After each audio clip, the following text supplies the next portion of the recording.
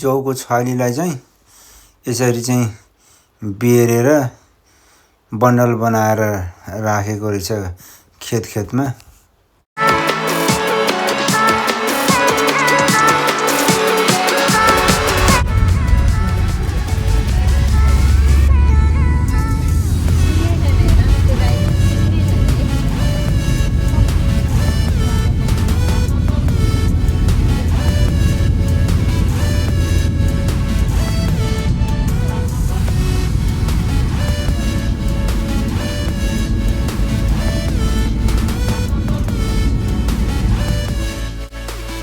ल आजको हाम्रो बसाइ चाहिँ यो सानो एकदम रमाइलो ठाउँमा हुनेछ।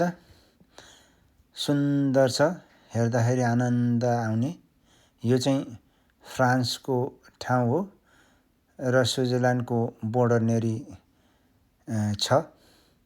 एकदम सुन्दर छ, शान्त छ, एकदम रमाइलो छ, साना साना घरहरू। ओ साथी हो त, यो हाम्रो बिल्ला आजको बसाइ।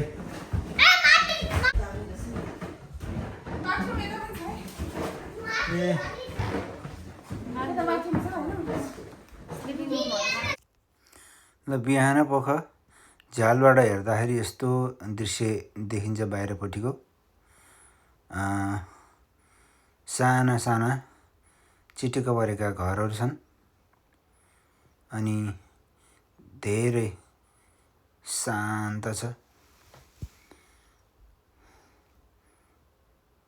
यो दृश्य वास्तवमै कन्ट्री साइडको हेरौँ जस्तो लाग्ने दृश्य।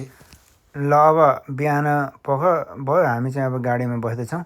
अब यहाँबाट चाहिँ स्विजरल्यान्डको यात्रा सुरु हुन्छ। ल यो पुरानो ऐतिहासिक घरलाई यहीँ छोडियो।